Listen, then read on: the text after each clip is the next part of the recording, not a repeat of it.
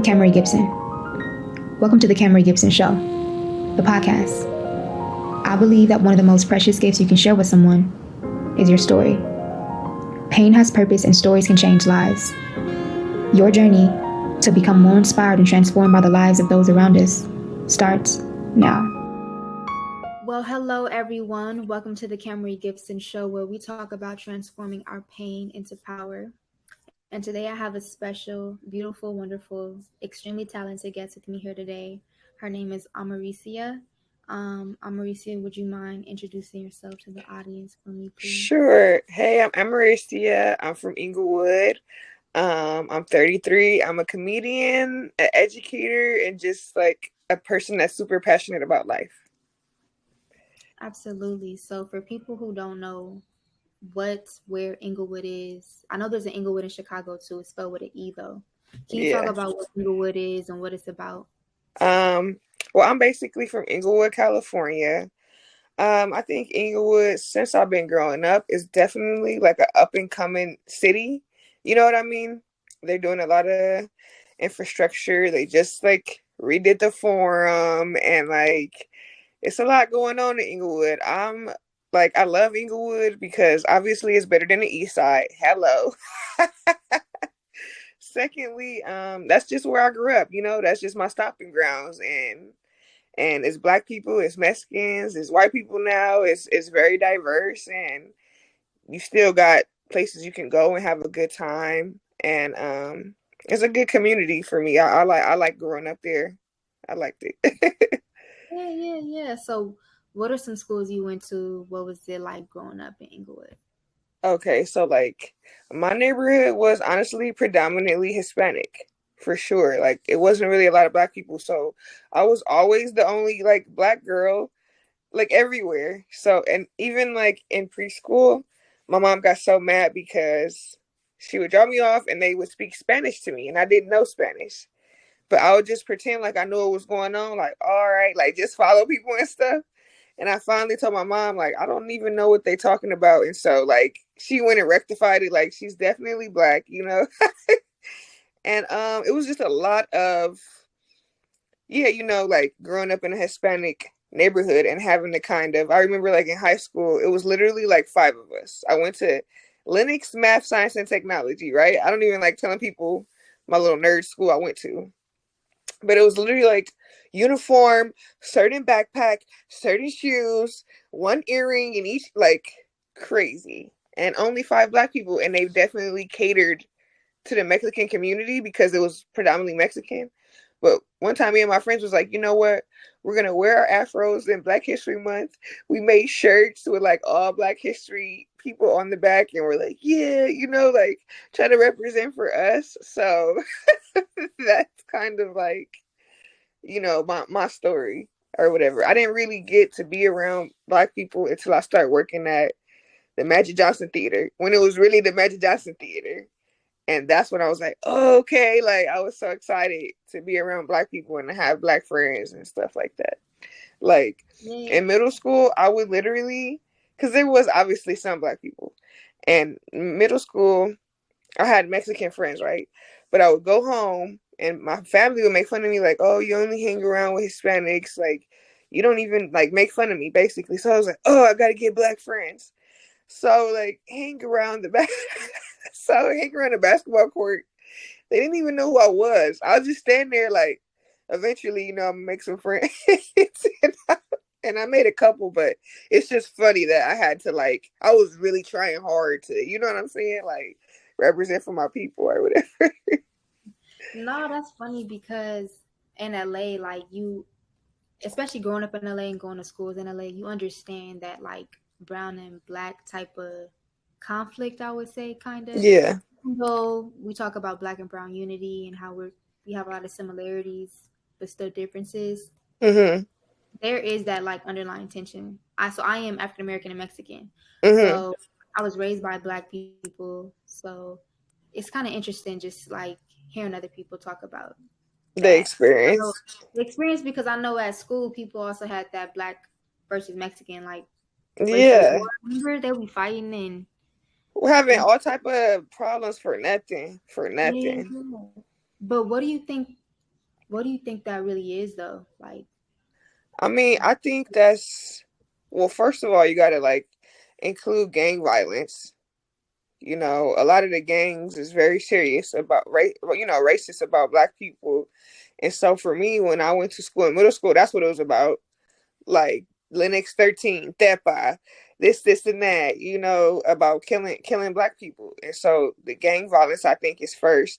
And then also like what the media portrays, like to put us against each other, because they know if brown and black people got together and really united, they wouldn't be able to control and stop us. So, you know, they put us against each other. And it's just like Mexicans do have more of a unity when it comes to their community, when it comes to jail, when it comes to family. They just are more united. So I feel like maybe sometimes like they look down on us, and some, you know, and some Mexican and black people is just cool and they don't think about that type of stuff. But it just depends on like how you grew up, what neighborhood you grew up in, like, you know, what did you experience? For me as a woman, it was like 50-50 because I had Mexican friends, but then I remember also walking home from school and group of Mexican, like I don't want to say they was in a gang, and I heard them talking about coming to attack me, like if they should come up, and I was just like scared as hell. And I heard one dude like, thank God, say like, nah, like, leave it alone, you know. But I remember that experience, so it's like, you know, I think it's just some Mexican people don't feel like they can relate to black people, even though they do. You know, like even though there's so many similarities, they don't want to relate. And no, some yeah. Mexicans want to be black. You know, it's like, so what can you do? I think no, girl. That's like a whole nother. That's like a documentary there, like a discussion that needs to be, really worked through because it is very tricky. And I do. You're right. Gang violence does have a lot to do with that beef Mhm. as well.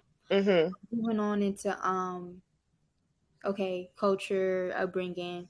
Mhm.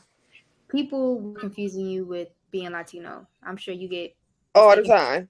All the Okay, time. a lot of Yeah. stuff. What else do people usually think you are? Like, Yeah. what do people usually think? And how Well, do you I'm from, handle that huh? conversation too? And how do you handle it? Like when people be like, "What are you?" or "You're this." Like, how do you feel about it? Um, I think it's like, first off, it's like, why does it matter? Why are people so concerned with what you mix with? Like, that doesn't make me who I am, you know? And because I'm from LA, I think I get a lot of Hispanic just because that's like the race out here. But it's like when you go and you travel to other places, they don't ask you, like, what are you mixed with? I never got that question when I went to Ireland. Like, you know, like you just black. And for me, being adopted or whatever, it's like I'm black and I'm white. Actually, I'm British and African or whatever, because I actually did my ancestry. And so, but I don't know my white family. Like, I never was raised by white people. I don't really relate to that aspect of myself, but I know it is there, you know. But it's kind of like my background is basically like when my grandfather went to the army and slept with a white woman. She rejected us because they family rejected us because we was black, you know. So it's a lot that goes on with race and culture and not being like raised by your own family, you know. So so you kind of had like double with the culture. So being racially Mhm. ambiguous, people not really knowing what you are. You Mhm. can be in a lot of places, but then also being adopted. So do you feel like you struggle with like identity because of some of those reasons? Yeah, it's like, you never really feel like you belong. I never really felt like I belonged in my adopted family. And then obviously my real family, I felt like they didn't want me. And so you just kind of like, and I think it's more when I got like over 18 and I had to kind of live my own life and just realize like I didn't have a lot of things that people had. I didn't have like a mom that came to my dorm and set it up for me. And then like, I was like very alone, and I had to figure a lot of stuff out on my own. And it was just like painful. Like how you say this podcast is about, it was a lot of pain in my life, like a ton. And so that's how I got to comedy. Like throughout all of this or whatever trials and tribulations I was going through, I went to school and I was a class clown. I went to school and I made people laugh, or was just joking around, and like that was my escape. That's always been my escape. It's just like laugh, like make people laugh, and I think that's really like not even really me. It's just God saying like I'm gonna give you this because you've been through so much. Like you need to uplift people and like have light. Like I don't know what I would do without that. I don't even know who I would be. What was little Amaricia looking for? You think, what do you Mm. think you needed? Man, I needed love. Like we all need love. I think my adopted mom, like you had to like like a person can only raise you to their mental extent. So I think my adopted mom grew up with like 8 brothers and sisters. She was one of the oldest, so I think she had to take care of her younger sisters. She had been through a lot in her life. I think she didn't really tell me stuff, everything. It was hard to get stuff out of her. But I think I remember asking her because I had never seen her with a man. Like my whole life, I never seen her go on a date, never seen her bring a dude to the house. Like she was very, very lonely. And one time I asked her, like, why don't you date her? You ever gonna try to look for love again? And she really coldly said, like, I already did that. I'm done. Like she had already been like, I did that. I don't want that. But you're lonely every day in your bed and you're angry and you're bitter. And the only thing that really satisfies you, if that satisfies you, is probably going to work and making some money. And she made good money, but it was like no happiness. It was like when I got home, everybody went to their own room and did their own thing. It was hardly like a family gathering or things of that nature. So I would just be envious of like a really good family or what I thought was a really good family when I seen it on the outside. Like going to church sometimes with like friends and seeing all they whole family at church and hugging and stuff. And it's like, damn, I wish I had that. Like, what's that like? And I didn't have a dad either, like ever. So it was just a lot of components, missing from my childhood growing up. What do you see any traits of her and yourself now? Yeah, unfortunately, I do have, and it's not all bad. I shouldn't make it seem all bad. Like she was a very like strong woman, and she always pushed me like you going to school, like I don't accept C's in this house. Like she was strict, and that definitely made me who I am. But I think like I do have a cold part of her too, where I'm not able, like I'm trying, but I'm not able to love the way I want to love either, and I'm not able to accept love sometimes because I'm like, what is this? Like, this isn't real. Like, you can't possibly love me when I should say, of course you love me. Of course, like, but it's still that struggle of like accepting that somebody could really like for real love you. Oh my gosh, yes, I still struggle with that, and I'm like, it's. I want to get into like dating after this because I know like what a lot of our trauma comes from our childhood and from dating.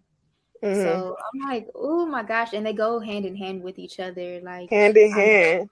yes, like for me, my grandmother and my father raised me, but my mother was more of like a hardcore party girl. So she would just be kind of, even Mm-hmm. when we would go hang out with her on the weekend, she would like be hungover sometimes. Um, Mm-hmm. but when she was like not in that state of mind, she was a great mom. She was very nurturing, loving, affectionate. Mm-hmm. But I know there were times where I felt like I needed her, but she wasn't there for me, especially when I was like going into like my teenage years and starting to Mm-hmm. date. But I think when I got older and started dating men, like I had my daddy, so like I like to be like protected by men. So I like masculine men. I like to be Mm-hmm. kind to them, but Yeah. at the same time, like I still had like this fear of like they're gonna leave me, like they're gonna leave me, they're gonna leave me. Abandonment. Yeah. Needed me, Abandonment. like, Mm-hmm. and I would do stuff sometimes to like make it like disappear too. I'm like, okay, no, I'm starting to love this person. I Self can't sabotage. Self sabotage. see, okay, Mm-hmm. see, and I think it's it's really cool to like be able to like just acknowledge what it is Mm-hmm. that you know that I That's went that first step, right? Just being like, wait, why can't I do this? What's going on inside of me where I'm struggling with this? Like It's hard.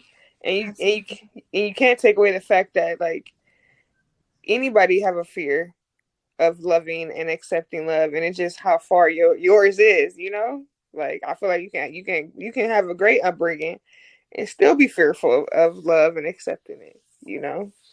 Very true. Very true. Hmm. I mean, it's your heart, you know.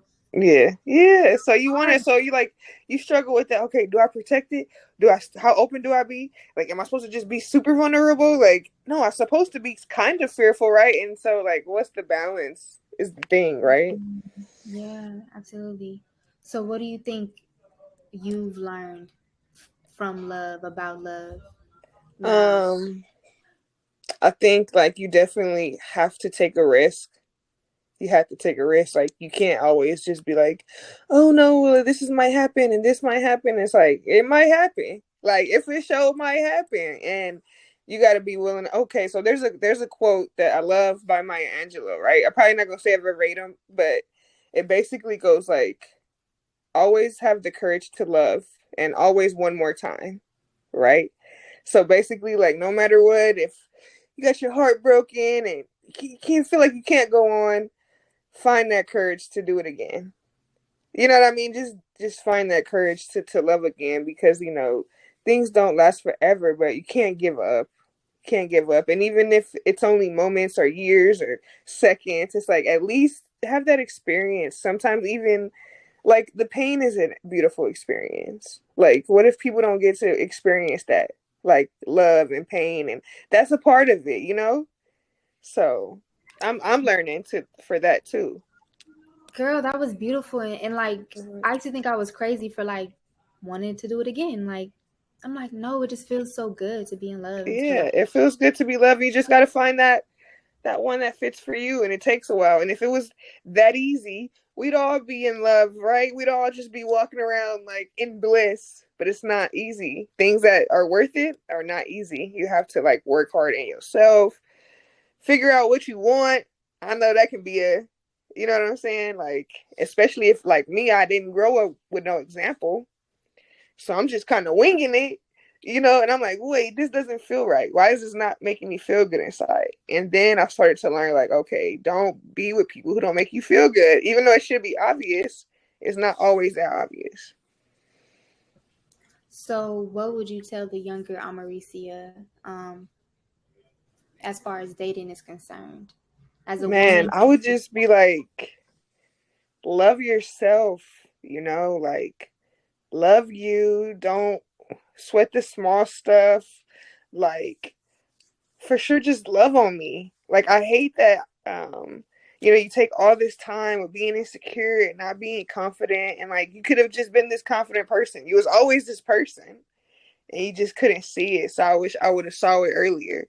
I wish I wouldn't have had those times where I wasn't even seeing myself.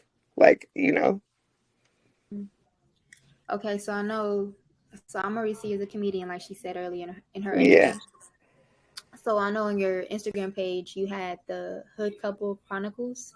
Yeah. So yeah, what would you say the Hood Couple is?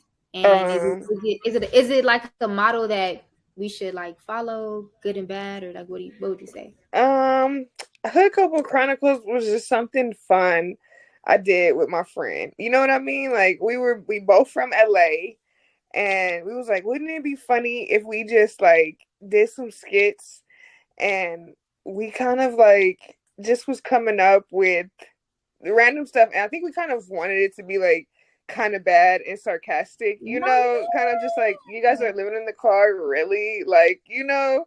But in the end of the day, when we posted that, it was a lot of people that related to that. And so that was the crazy part. It was a lot of people that actually related to the experience that I really like haven't really had, but just kind of playing on. And so it was just kind of like a creative, random, you know, improv type of thing. But it's Yeah. super fun. You know what I mean? And yeah, it was giving baby boy. It was giving, but I mean though, for you to like create content like that and like even when you're on stage to be so relatable, do you think you have like really good observation skills? Do you think you're very intuitive or aware of your surroundings? Yeah, definitely. I definitely can read a room. I definitely can kind of peep, like, who's laughing, what's the age group, like, how are they feeling, like, are they conservative, or are they just with it, are they down to laugh at anything, like. And I don't know how, that just comes kind of naturally for me, and kind of like something you need to be as a comedian. You got to be observant, you got to, like, notice every little thing, and like find that funny, and find that, interesting part. Yeah. Okay, so I know you said you're 33. Mhm. That's how old Nipsey was when he was, when he transitioned. Mhm. What does this time right now mean for you? And do you feel any pressure to do anything at this age? um I think, like, I feel like right now is my time, like, it's my time to shine, it's my time to be the Amaricia I always wanted to be. What was the second part of the question? I don't No, like remember. is there any pressure on you to do anything because you are 33 in your Yeah, 30s? I feel pressure within myself to, like, be super successful and have all the things, like, I'm striving for, like, right now. And I feel like at 33, there's all this, like, you're supposed to have a house, and you're supposed to, like, be married and have kids and all this stuff. And sometimes it makes me feel like, oh, is there something wrong with me? Like, why didn't this come to me? It's not like I've been rejecting it per se. It's just more like it really hasn't happened for me. So then it's like all that struggle with, like, oh, is it because, like, I need therapy? Will I ever be able to do it because of the way I was raised? Can you really heal fully? I don't know. You know what I mean? So, and then there's, like, yeah, the pressure I put on myself of, like, oh, you need to look good. You need to keep producing shows. You need to get your own comedy club. You need to start a nonprofit. How do I get that? Where's the money I'm gonna do to do all of this that I know I can do? Like, it's always something, and, like, I already struggle with anxiety, so it's just like on 10. You know what I mean? So who's checking in with Amaricia? Who's on your team? Oh, that's a good question. That is a good question. I do have, like, my sister, who I actually first met when I was 18. And she's a good outlet for me. I try to, like, go to the gym, go to the sauna and the steam room, and just find other ways to unwind. You know, I think I am a vent for a lot of people, and it's hard for me to vent to other people sometimes because I'll be like, oh, I don't want to put this on them, or I don't want to make them ruin their day or whatever, but I have learned that it is good to talk to people, even about the simplest things, like, girl, this bitch had me fucked up today. Like, like, yeah, like, No, for real. and it just helps to, like, get it off so you don't do nothing stupid, like fight or take your anger out on somebody else. It's good to just be like, okay, I got that off my chest. That's nothing. Don't let that ruin your day. Move on. Like, if it's not that serious, if it ain't messing up your check, or anything like that, your health, move on. Move on. Let it go. Let Let it it go. go. Let it go. I Mm-hmm. love that. And yeah, I feel you on that. Not wanting to be a burden to anybody, but sometimes people need to hear some stress too. Some people want to solve, like, help you, sort through your emotions and help you solve a problem with stress. Mm-hmm. So you don't got to take everything on by yourself. You just might Mm-hmm. need a word from that person, that you didn't know you needed. Mm-hmm. I I don't definitely. know if you ever just been living your day, right? And Mhm. then somebody will come up to you, a stranger or something that happened, and they just say something to you, like, I don't know, really nice. Like, it could be anything, like, wow, like, you're really beautiful. Or Mhm. or just give you some word that you like. I don't know where you just start having a conversation, and it's uplifting. And I always think to myself, like, wow, look at God. Like, that's somebody God sent to, like, talk to me and help Mhm. me with my day or push. I really do be believing that. Like, I think it really is angels out here that sometimes it could be anything. And it's like you couldn't get that message from nowhere. So he sent somebody to send you a message for today. Like, you doing your thing. Like. What would you say you would like to see more of in the world? Man, I would like to see more unity. I would like to see less violence. I would like to see people just like living communal together and really enjoying each other and like getting rid of all the hangups in life of the appearance and the social status and the finance. It's like at the end of the day, all that stuff is really kind of man made. It's not like the naturalness of Earth. You know, like we don't really need money. We don't really need a lot of stuff. It's just like created to for this cycle. But it'd be nice for people to just kind of relax. Just relax. Like a lot of this shit is not even that serious. Like relax. Oh, for real, chill out. I Yeah. like that. Yeah. All right, Amaricia, we're coming to the end of the interview. Okay. Um, I know it's been a long day for us. So, what is Amaricia's long-term vision? What's her plan? So my long term vision is I definitely want to have my own comedy club. And not really just a comedy club. I just want to have a place where, you know, like I was telling you in the other interview, where people of the community, minorities, can come and enjoy themselves and laugh and have some good food and know like there's no who are you on the list?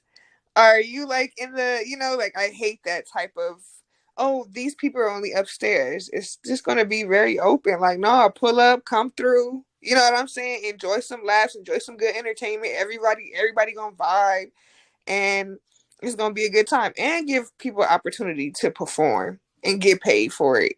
And just create that African, you know, literally African American vibe that we don't have any black comedy clubs anymore. We used to have a comedy union. They shut down during the pandemic. So really it's a great need. It's not even just like, oh, I want this. It's like a need, you know, for the community. So I want to be that you know, that outlet for sure.